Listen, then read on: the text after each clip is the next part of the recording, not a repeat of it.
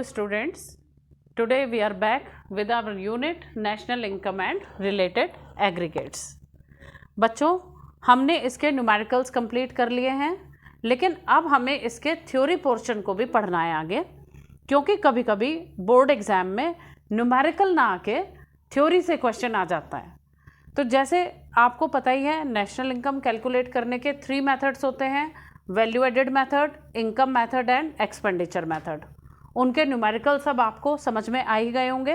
तो अब हम उसके थ्योरी के क्वेश्चंस करने जा रहे हैं कि किस तरह से थ्योरी क्वेश्चंस एग्जाम में पूछे जाते हैं। जैसे क्वेश्चन आपका आ सकता है कि what steps are involved in calculation of national income by value added method.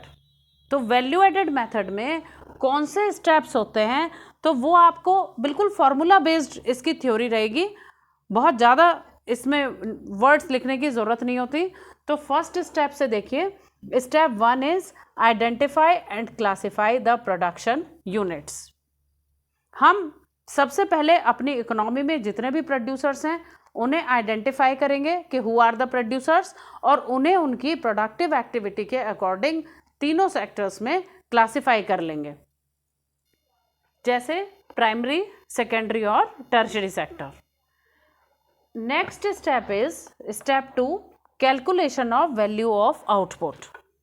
तो पहले हमने प्रोड्यूसर्स आइडेंटिफाई किए, उनको उनकी प्रोडक्टिव एक्टिविटी के अकॉर्डिंग प्राइमरी, सेकेंडरी और टर्शरी सेक्टर में क्लासिफाई किया। फिर उनका वैल्यू ऑफ आउटपुट कैलकुलेट किया।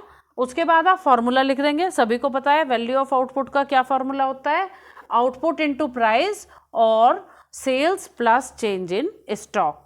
ऐसे ही निकाला था ना हमने value of output. Step 3, calculation of GVAMP। GVAMP किस तरह कैलकुलेट करते हैं?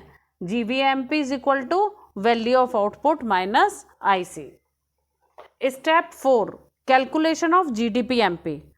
तीनों सेक्टर के GVAMP को जब हम ऐड करेंगे तो क्या आएगा? GDPMP। GDPMP is equal to summation of GVAMP by all the 3 sectors. And last step is to calculate national income. National income को बोलते हैं NNPFC, और किस तरह से GDPMP को NNPFC में कन्वर्ट करेंगे? Minus depreciation plus NFIA and minus NIT। तो आपका जो क्वेश्चन है कि what steps are involved in calculation of national income by value added method, तो ये स्टेप्स आपको उसमें इस तरह से एक्सप्लेन करने हैं। बिल्कुल फार्मूला बेस्ड इसकी थ्योरी आपकी रहेगी। आपको बस फार्मूला अपने वर्ड्स में एक्सप्रेस करना है। Next question which can be asked in the board exam and very important is what precautions are to be taken while calculating national income by value added method. तो value added method की जो precautions हैं, in fact तीनों method की ही precaution होती हैं जो हम एक एक करके करेंगे। तो वैल्यू एडेड मेथड की प्रिकॉशंस, ये क्वेश्चन आपका 6 मार्क्स में बोर्ड एग्जाम में पूछा जाता है। First precaution is value of intermediate goods is not included. क्यों इंक्लूड नहीं करेंगे इंटरमीडिएट गुड्स की वैल्यू को? क्योंकि इंटरमीडिएट गुड्स की वैल्यू फाइनल गुड्स की वैल्यू में ऑलरेडी इंक्लूड होती है।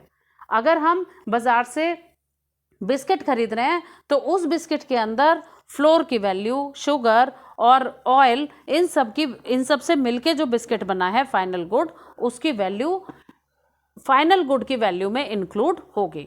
तो first precaution is intermediate goods की वैल्यू इंक्लूड नहीं करेंगे। Second, sales and purchase of second hand good is not included. Second hand good की वैल्यू जिस साल में वो प्रोड्यूस हुई थी उस साल में उनकी वैल्यू ऑलरेडी इंक्लूड हो चुकी। तो सेकेंड हैंड गुड की सेल और परचेज क्यों इंक्लूड नहीं होगी? Because second hand goods are not the part of current year production, their value has already been added in that year in which they were produced. लेकिन एक चीज़ और याद रखनी है आपको कि जो सेकेंड हैंड गुड्स के डीलर्स होते हैं उनका जो कमीशन होता है वो इंक्लूड होगा, क्योंकि वो अपनी सर्विस रेंडर कर रहे हैं करंट ईयर में। Third precaution, production of services for self consumption. Services का मतलब है यहाँ पर डोमेस्टिक सर्विसेज रेंडर्ड बाय हाउसवाइफ्स एक्सेट्रा, और services rendered by family members to each other. भाई जैसे आप घर में अपने एल्डर्स की केयर कर रहे हैं या आपकी मदर घर में बहुत सारा काम कर रही है, no doubt it is a very productive work, but its value is not included because its estimation is quite difficult. बहुत मुश्किल है इसका एस्टिमेशन करना, तो इसलिए ये इंक्लूड नहीं होती। Next precaution is production of goods for self consumption is included. जैसे एक फार्मर वीट प्रोड्यूस कर रहा है, उसमें से उसने 200 kg वीट अपने ही फैमिली में यूज कर लिया, लेकिन वो प्रोडक्शन तो हुआ ना, चाहे उसने खुद कंज्यूम कर लिया, लेकिन वो प्रोडक्शन करंट ईयर प्रोडक्शन का ही पार्ट है, इसलिए वो वैल्यू एडेड मेथड में इंक्लूड होगा। Next precaution, imputed value of owners occupied house is included. कोई भी पर्सन अपने खुद के घर में रह रहा है, उसे रेंट नहीं देना पड़ रहा है, लेकिन हाउस अपनी सर्विस करंट ईयर में प्रोवाइड कर रहा है, तो उसका रेंट कैलकुलेट करके वैल्यू एडेड मेथड में इंक्लूड हो जाएगा।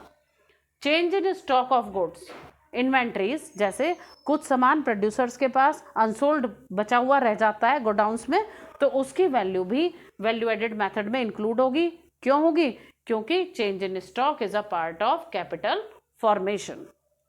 So these are the precautions of value added method which you have to remember. Next concept बच्चों हम इसमें डिस्कस करेंगे problem of double counting, very important, and generally this is asked for 6 marks in board exam. What do you understand by the problem of double counting? Double counting का मतलब होता है जब national income के estimation में किसी भी commodity की वैल्यू एक से ज़्यादा बार काउंट हो जाती है। तो when in the estimation of national income the value of a commodity is counted more than once. भाई नेशनल इनकम क्या होती है? Money value of all final goods and services produced in an economy in an accounting year. और money value हम किस तरह निकालते हैं? जो प्रोड्यूस्ड गुड है उसको उसके मार्केट प्राइस से मल्टीप्लाई करके।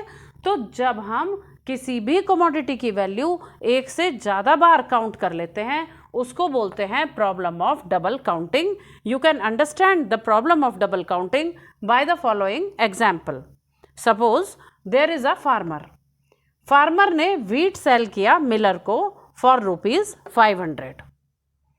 मिलर ने फ्लोर बनाया उस व्हीट से and sells flour to baker for ₹700। Baker ने क्या किया? ब्रेड बनाई और कंज्यूमर को बेची फॉर ₹1000। अब अगर हम नेशनल इनकम के एस्टिमेशन में व्हीट की वैल्यू भी ले लें, फ्लोर की वैल्यू भी ले लें और ब्रेड की वैल्यू भी ले लें, तो व्हीट की वैल्यू एक बार 500, फिर 700 में भी इंक्लूडेड है व्हीट की वैल्यू और इसमें भी, तो 3 बार इंक्लूड हो जाएगी। फ्लोर की वैल्यू 2 बार इंक्लूड हो जाएगी। तो इस तरह से डबल काउंटिंग की प्रॉब्लम होती है कि हर एंटरप्राइज अपने सामान को फाइनल आउटपुट की तरह ट्रीट करती है, but it may be used as an intermediate input by the other enterprise. जैसे फार्मर के लिए फाइनल गुड क्या है? उसका व्हीट, लेकिन मिलर के लिए ये व्हीट क्या हो गया? Intermediate good. तो इस डबल काउंटिंग की प्रॉब्लम से बचने के 2 तरीके होते हैं।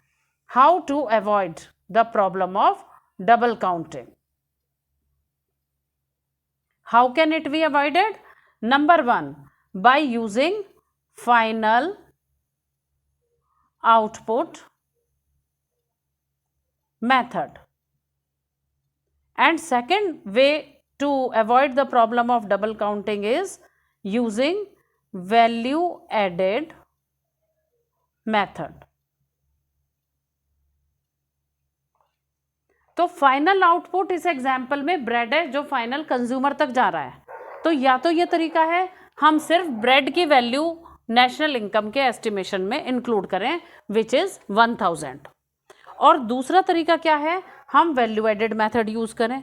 वैल्यू एडेड आप सबको पता ही है क्या होता है। Value added is equal to value of output minus IC, value of output minus IC. तो वैल्यू ऑफ आउटपुट फार्मर का क्या है? फार्मर का वैल्यू एडेड निकाल लेंगे भाई, ये हो गया वैल्यू ऑफ आउटपुट आईसी और value added. Value of output is 500, IC इसका है नहीं हमारे पास, तो इसका वैल्यू एडेड हो गया 500। अब मिलर का निकालिए। मिलर ने कितने का वैल्यू ऑफ आउटपुट है इसका 700 और इसका इंटरमीडिएट कंजम्पशन है 500, तो इसका वैल्यू एडेड आ गया 200। और बेकर का वैल्यू ऑफ आउटपुट है 1000, लेकिन बेकर ने फ्लोर खरीदा था मिलर से 700 का, तो ये इसका आईसी हो गया। तो value added is equal to value of output minus IC 300, और जब हम इन सब का टोटल करेंगे तो again the total will be 1000। तो so what is the problem of double counting? When in the estimation of national income the value of a commodity is counted more than once, and it leads to overestimation of national income. And why does it happen? Because every enterprise treats its sale at final sales, but it may be used as an intermediate input by the other enterprise. For example, a farmer sells wheat for rupees 500 to Miller. Miller converts the wheat into flour and sells it to the baker for rupees 700, and baker converts the flour into bread and sells it to the consumer for rupees 1000. So in this example, if we add the value of wheat, flour and bread, so value of wheat will be counted 3 times, value of flour will be counted 2 times. So there are two methods for avoiding this problem. Either we should take the value of final output. Final output is that output which reaches to the consumer, that is 1000, or we can use value added method, that is by subtracting the value of intermediate consumption from the value of output. So in this way the problem of double counting can be avoided. We will discuss about the steps of income method. Children, generally हमारे जो board exam होते हैं उनमें income method का numerical ही आता है, लेकिन कभी कभी स्टेप्स भी आ जाते हैं कि what are the steps involved in the income method in the calculation of national income. तो इनकम मेथड में स्टेप नंबर 1 होगा identify and classify the production units. जैसे हमने पहले वैल्यू एडेड मेथड में बताया था कि हमें प्रोड्यूसर्स को आइडेंटिफाई करना है, उसके बाद उनकी प्रोडक्टिव एक्टिविटी के अकॉर्डिंग उनको प्राइमरी, सेकेंडरी और टर्शरी सेक्टर में क्लासिफाई करना होता है। Step 2 is estimate the factor income paid by each sector. All of you know that factor incomes are compensation of employees, rent, interest and profit. तो जो भी production units हैं, जितनी भी वो फैक्टर इनकम पे कर रही हैं, उनको एस्टिमेट करेंगे। Next step is to calculate domestic income. As I already told you कि डोमेस्टिक इनकम इज NDP-FC। तो यहाँ भी बहुत ज़्यादा आपको लिखने की ज़रूरत नहीं है, सिंपली आप फॉर्मूला एक्सप्लेन करेंगे कि NDP-FC is equal to COE, compensation of employees, operating surplus and mixed income. Operating surplus के कंपोनेंट्स लिख देंगे rent and royalty, interest and profit. And the last step is to calculate national income. तो how can we convert NDP-FC into national income? National income is NNP-FC, that is equal to NDP-FC plus NFIA. So these are the 4 steps involved in the income method when we calculate national income. Now we will focus on the precautions of the income method, and this is again precautions of each method are very important from the board point of view. तो जब हम income method से national income calculate करते हैं तो हमें ये हमेशा ध्यान रखना है कि कुछ इनकम हम कभी भी इंक्लूड नहीं करते। जैसे number 1 transfer income. Transfer income क्या होती है? हमने फर्स्ट वीडियो में डिस्कस किया था, जिनके बदले में कोई भी डोमेस्टिक प्रोडक्टिव सर्विस नहीं दी जाती, जैसे स्कॉलरशिप, डोनेशन, चैरिटी। तो ये सारी जो ट्रांसफ़र इनकम है ये कभी भी इंक्लूड नहीं करेंगे। क्यों? Because there is no current addition to the current flow of goods and services due to this incomes. भाई जैसे स्कॉलरशिप मिल रही है बच्चों को, तो उसके बदले में वो कोई भी अपनी प्रोडक्टिव सर्विस नहीं देते, तो इसलिए ये ट्रांसफ़र इनकम इंक्लूड नहीं होती।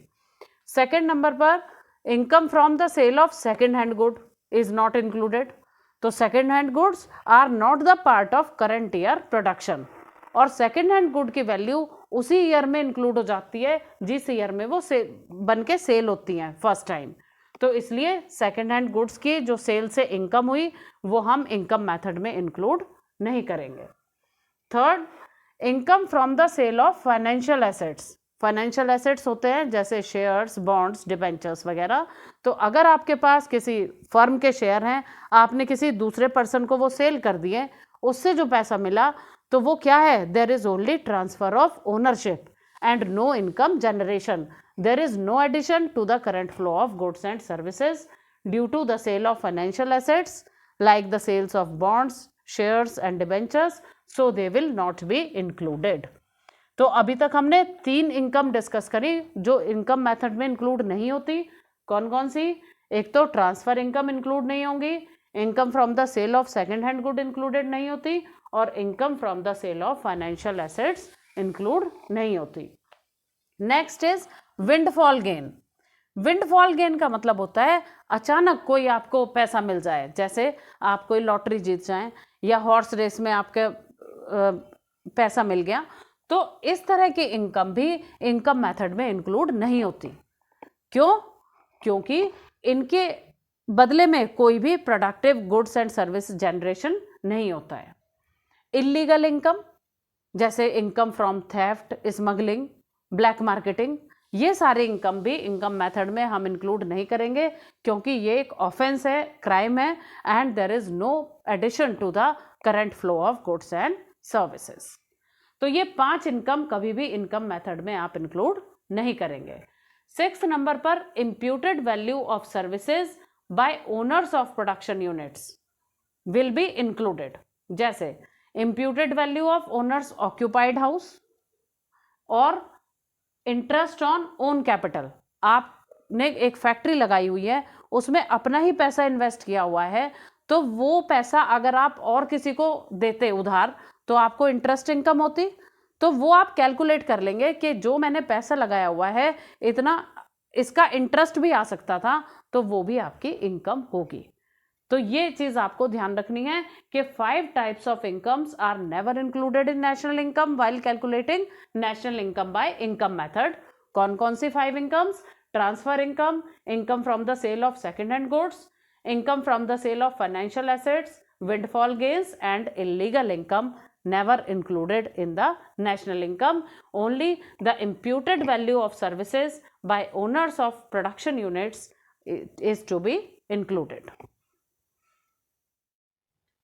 तो बच्चों अब हम डिस्कस करेंगे कि अगर हम नेशनल इनकम एक्सपेंडिचर मेथड से मेजर कर रहे हैं तो उसमें कौन कौन से स्टेप्स इन्वॉल्व होते हैं। Steps involve in the expenditure method while calculating national income by expenditure method.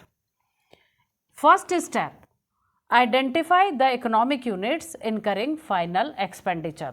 हमें उन इकोनॉमिक यूनिट्स का पता करना है जो कि फाइनल एक्सपेंडिचर करती हैं। वो इकोनॉमिक यूनिट 4 ग्रुप्स में क्लासिफाई होती हैं: household sector, government sector, firm sector and foreign sector. तो there are 4 economic units which incur the final expenditure, namely household sector, government sector, firm sector and foreign sector. Second step is the classification of final expenditure. अब आप पहले से ही कर चुके हैं numericals इस method के, तो आपको पता है कि फाइनल एक्सपेंडिचर 4 ग्रुप्स में क्लासिफाई होता है: private final consumption expenditure, government final consumption expenditure, gross domestic capital formation and net exports. Next step is to calculate GDP-MP.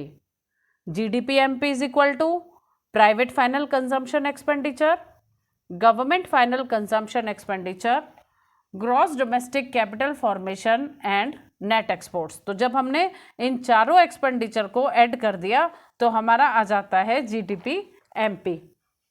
Last step is the calculation of national income. National income means NNP-FC. तो simply आप formula लिख सकते हैं कि NNP-FC is equal to GDP-MP minus depreciation plus NFIA minus NIT. तो बिल्कुल formula based theory इसकी भी रहेगी। अब फिर से एक्सपेंडिचर मेथड की प्रिकॉशंस डिस्कस करेंगे। अगेन एक्सपेंडिचर मेथड की प्रिकॉशंस भी बहुत इंपॉर्टेंट होती हैं board examination point of view से। तो देखो बच्चों, प्रिकॉशन बिल्कुल सेम रहती हैं, लेकिन मेथड के अकॉर्डिंग उनके वर्ड्स चेंज हो जाते हैं। जैसे हमने इनकम मेथड में पढ़ा कि income from the sale of financial asset is not included, तो एक्सपेंडिचर मेथड में प्रिकॉशन तो सेम रहेगी, लेकिन उसके वर्ड्स चेंज हो जाएंगे कि expenditure on the purchase of second hand good is not included, और रीजन भी सेम ही रहेगा। तो ठीक है, डिस्कस करते हैं एक्सपेंडिचर मेथड की precautions. Number 1, expenditure on intermediate good is not included. आपको पहले से ही पता है कि इंटरमीडिएट गुड्स की वैल्यू फाइनल गुड्स की वैल्यू में इंक्लूडेड होती है। तो इंटरमीडिएट गुड्स की वैल्यू पे जो हमारा एक्सपेंडिचर होता है वो कभी भी नेशनल इनकम में इंक्लूड नहीं होगा, because the value of intermediate goods is already included in the final good, so only final expenditure is included, not intermediate expenditure is included. Next is transfer payment। जैसे अभी अभी हमने discuss किया था income method की precaution में कि transfer income like scholarship, donations, charity ये इंक्लूड नहीं होती, तो यहाँ एक्सपेंडिचर मेथड हम पढ़ रहे हैं तो इसलिए हमारे वर्ड्स चेंज हो जाएंगे। बस ट्रांसफर इनकम की जगह वर्ड यूज हो गया transfer payment, such as payment of scholarship, old age pension, subsidies etcetera not included. Why? Because no productive services are rendered in return of the transfer payment. They are one-sided payment.